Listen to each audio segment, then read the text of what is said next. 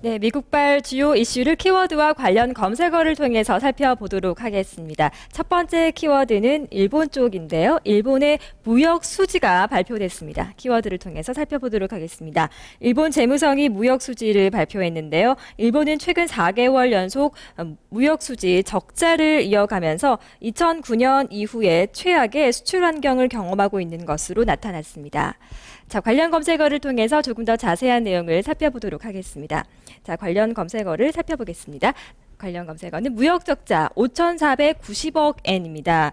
일본 재무성은 지난 10월 무역 적자가 5,490억 엔을 기록해서 4개월 연속 적자 행진을 이었다고 밝혔습니다. 지난달 수출은 전년 동기 대비 6.5% 감소한 5조 1,500억 엔을 기록했는데요. 10.3% 위축돼 9월에 이어 연속 마이너스 성장세를 보였습니다. 같은 기간 수입은 1.6%가 감소한 5조 6,990억 엔을 기록했습니다. 자, 다음 관련 검색어는 바로 중국의 수출의 감소입니다. 이에 따른 무역 적자라는 평가를 받고 있는데요. 이 같은 일본의 무역 적자는 최대 수출 시장인 중국 시장 수출액이 11.6% 줄어든 데 따른 것입니다. 일본과 중국이 센카쿠 열도, 중국명 다오이다오를 둘러싼 영토 분쟁을 하고 있는 점이 수출 기업들의 악재가 되고 있는 것인데요. 중국 각지에서는 반일 시위가 격화되면서 일본 기업들에 대한 불매 운동도 벌어지고 있습니다. 두 번째 키워드 살펴보도록 하겠습니다. 중국인데요. 중국의 저축률이 두 번째 키워드입니다.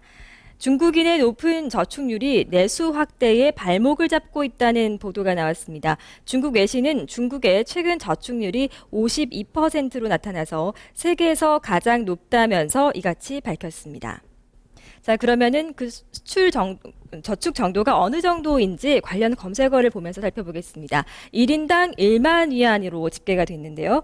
외신에 따르면 국제통화기금이 집계한 기준으로 중국의 저축액은 2009년에 18조 위안을 넘어 세계 1위를 기록했으며 1인당 평균 저축액도 1만 위안을 돌파한 것으로 나타났습니다. 실제 중국 인민은행이 지난해 초에 실시했던 조사를 보면 인구의 85% 이상이 소비보다 저축을 하겠다고 밝히기도 했습니다. 이는 1999년부터 이 조사를 시작한 이후 가장 높은 수치입니다. 자, 관련 검색어 살펴보도록 하겠습니다. 이런 여러 가지 이유들이 좀 제기가 되고 있는데요. 사회보장체제도 그 이유 중에 하나로 꼽히고 있습니다. 중국의 저축률이 높은 것은 사회보장체제가 제대로 마련되지 않아 실업이나 질병 등에 대비할 필요가 있는 데다 소비금융 등이 자리를 잡지 못해 집이나 차를 살 때 목돈이 들어가기 때문으로 분석되고 있습니다. 이에 따라 과도한 저축률을 좀 끌어내리고 소비로 연결되도록 하는 게 중요한 정책 과제로 지목되고 있습니다. 아시아발 주요 이슈 키워드와 관련 검색어로 살펴봤습니다.